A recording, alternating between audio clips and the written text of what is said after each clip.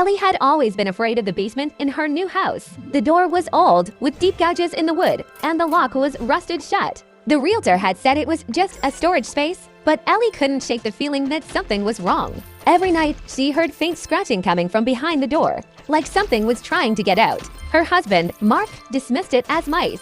Old houses make noises, he said. But Ellie wasn't convinced. The scratching grew louder, more deliberate, and sometimes she swore she heard a voice below. Guttural murmur that made her skin crawl. One night, Mark went out of town for work, leaving Ellie alone in the house. She tried to distract herself with TV, but the scratching was relentless. It was louder now, more aggressive, and the voice was clearer. It wasn't speaking words, but the tone was unmistakable, hungry, desperate. Ellie couldn't take it anymore. She grabbed a flashlight and a crowbar, determined to open the basement door and face whatever was inside. Her hands shook as she pried at the rusted lock, but it finally gave way with a loud asterisk crack asterisk. The door creaked open, revealing a steep, dark staircase. The air that wafted up was cold and damp, carrying a faint, metallic smell. Ellie hesitated, but the scratching stopped, replaced by an eerie silence. She took a deep breath and stepped onto the stairs, her flashlight cutting through the darkness. The basement was empty except for a single, rusted chair in the center of the room.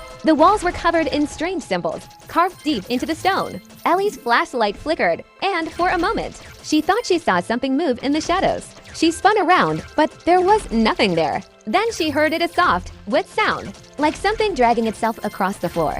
She turned back to the chair and froze. Sitting there was a figure, its skin pale and sagging, its eyes black voids, its mouth stretched into a grotesque smile, revealing rows of jagged, broken teeth. "You shouldn't have opened the door," it rasped, its voice echoing unnaturally. Ellie tried to scream, but her voice caught in her throat. The figure stood, its limbs twisting and cracking as it moved. It lunged at her, its cold hands wrapping around her wrists. The flashlight fell to the floor, its beam flickering as the thing dragged her deeper into the basement. The last thing Ellie saw before the darkness swallowed her was the basement door slamming shut above her, the lock clicking back into place. When Mark returned home, the house was silent. He called for Ellie, but there was no answer. He found the crowbar lying on the floor near the basement door, which was still locked, the rust undisturbed. He tried to open it, but the lock wouldn't budge.